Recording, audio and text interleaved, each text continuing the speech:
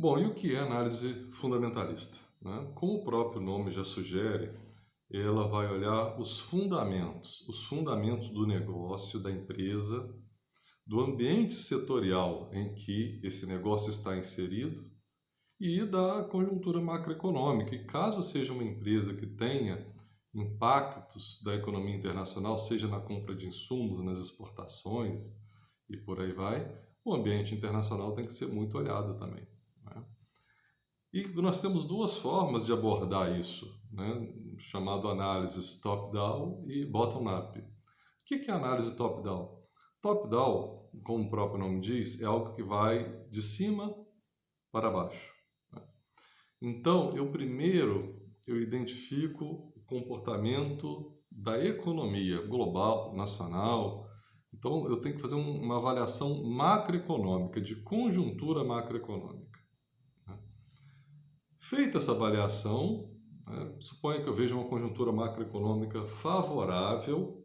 Feita essa avaliação, eu vou então olhar que setores serão mais beneficiados. Aí eu escolho alguns setores. Aí, escolhidos os setores, eu vou escolher dentro daqueles setores que empresas estão mais interessantes, né? Então, eu vejo se a macroeconomia está favorável ou não, escolho os setores que vão se beneficiar com aquele contexto macroeconômico e escolho as empresas dentro daquele setor que serão mais aptas a surfar um crescimento, né? A pegar a onda de um crescimento. Essa é a análise top-down, né?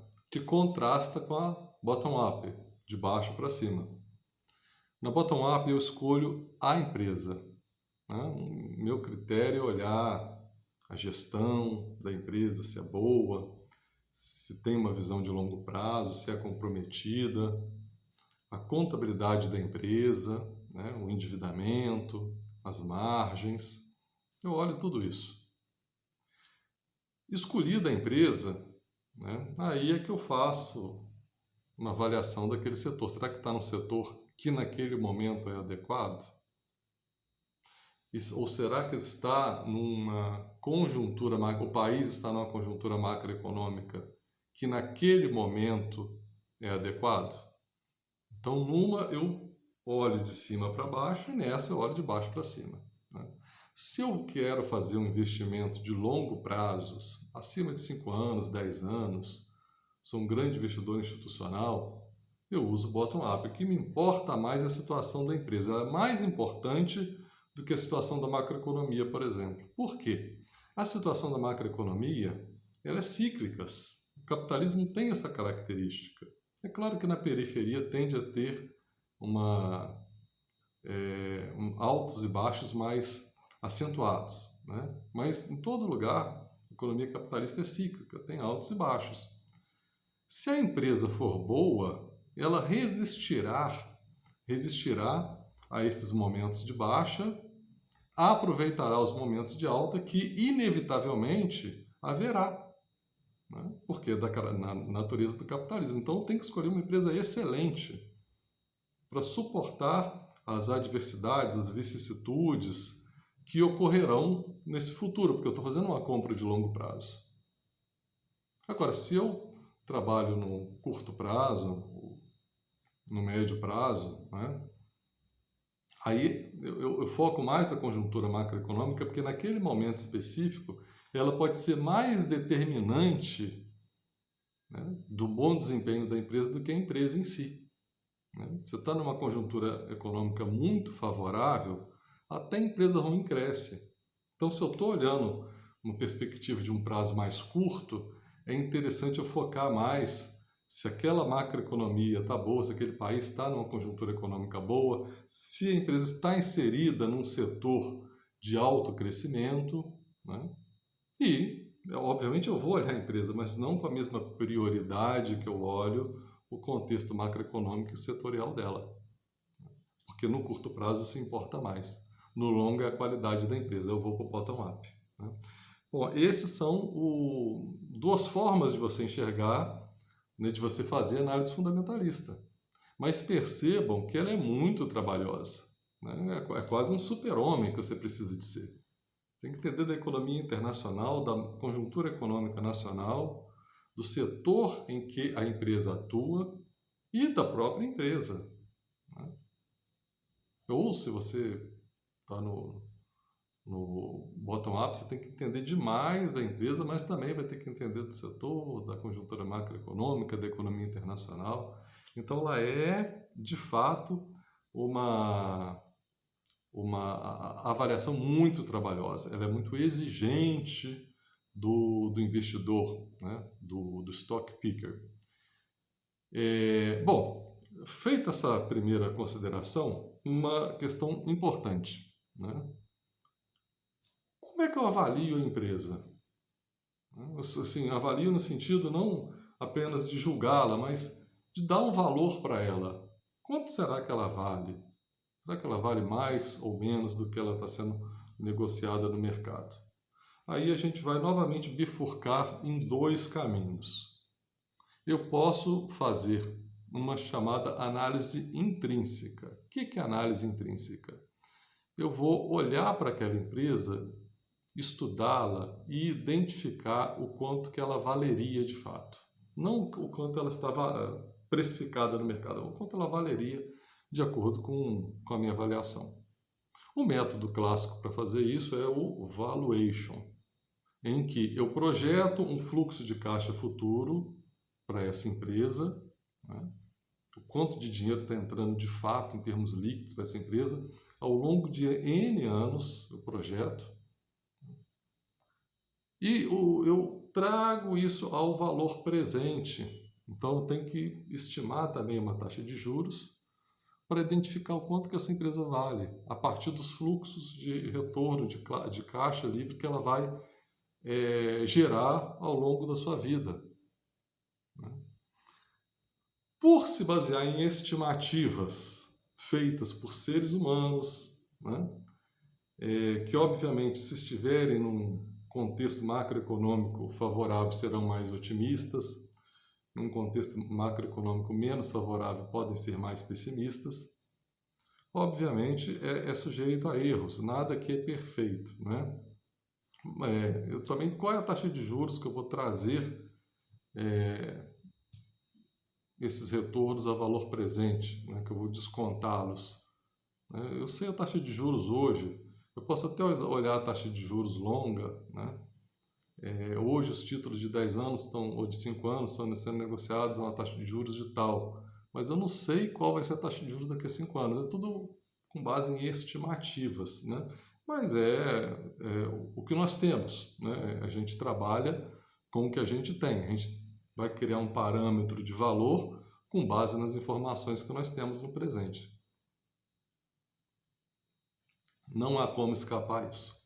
Aí, olha só que interessante. Vamos imaginar que eu defina, né, conclua que uma empresa tem um valor de R$ 50 a ação dela, R$ 50.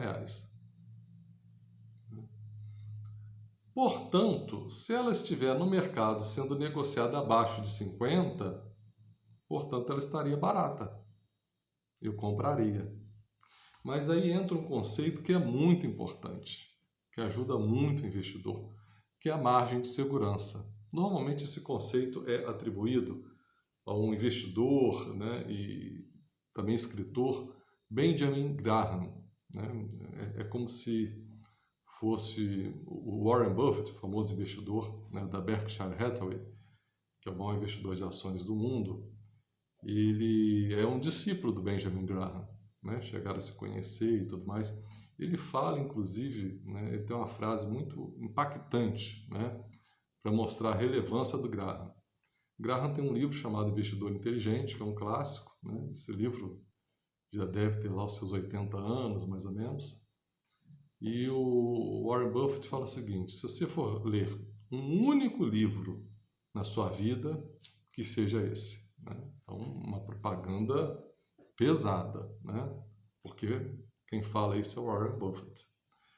Bom, mas o que o Graham fala? Ele diz o seguinte: você tem que criar uma margem de segurança. Vamos aqui mostrar de uma forma muito simples, né? Eu vou construir um elevador. né? Aí eu coloco lá uma carga máxima, né? Coloco na plaquinha de 6 pessoas de 80 quilos. Ou seja, aquele elevador ele suporta 480 quilos, 6 vezes 8, né? 6 vezes 80. Então eu devo projetá-lo para suportar 480 quilos? De forma alguma. Por que razão? As pessoas podem entrar com compras, com mochila, com computador. Vai ter várias situações em que esse limite não vai ser respeitado, mais de 6 pessoas entrarão. Haverá situações em que você pode ter claramente, né, você ter 6 pessoas, mas todas elas acima de 80 quilos, com 90, 100. Então, né, aquele elevador ele tem que ser projetado por um peso maior. Tem que criar o engenheiro tem que criar uma margem de segurança. Essa é a ideia. Que o projete para 650, por exemplo. Que aí se entrar mais pessoas, se entrarem pessoas mais pesadas, se entrarem pessoas carregadas de compras, seja lá o que for, né, carregando um móvel, com a mochila, com malas de viagem, você tem uma margem de segurança para essas, digamos assim, adversidades que podem ocorrer e que ocorrerão de fato. Então, nessa empresa que nós avaliamos a ação dela por R$ 50, eu crio uma margem de segurança, por hipótese, 20%. É um número muito utilizado, né? 20%.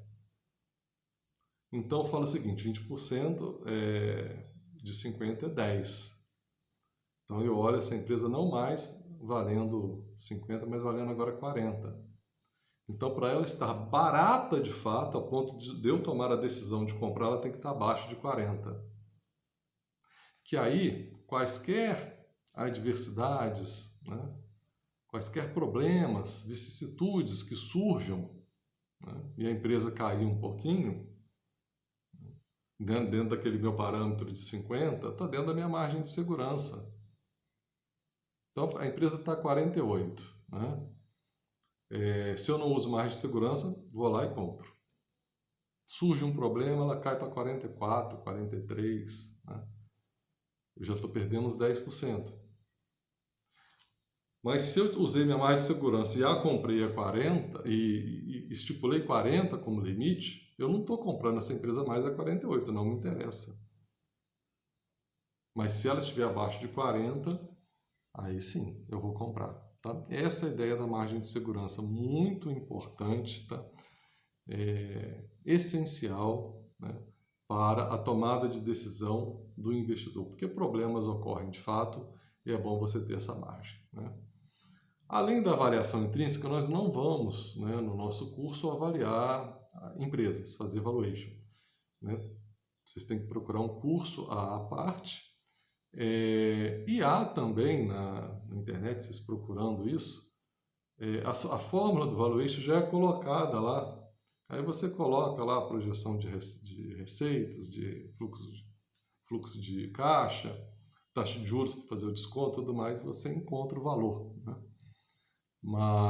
Fora os inúmeros livros, né, que há a respeito, principalmente, né, o clássico do Damodaran, né, professor da New York University nos Estados Unidos. O nome é indiano, né, mas ele é professor nos Estados Unidos. E a outra, falei que há uma bifurcação, né, a análise intrínseca de um lado, que acabamos de resumir aqui, e a análise relativa no outro. O que é a análise relativa? Na análise relativa, eu vou identificar se essa empresa está cara, barata, se é uma opção boa ou não, comparando-a com os seus pares. O que são seus pares? Suponha que eu esteja falando do setor financeiro de bancos. Eu vou pegar alguns indicadores, suponha do Itaú. Será que o Itaú está bom? É uma boa opção ou não, de acordo com aqueles valores que eu encontrei? Aí eu comparo como é que está o Bradesco, como é que está o Santander, como é que está o Banco do Brasil. Isso para ficar nos bancos grandes, mas eu posso até vir a compará-los com os médios. Fine, ABC e por aí vai. Né?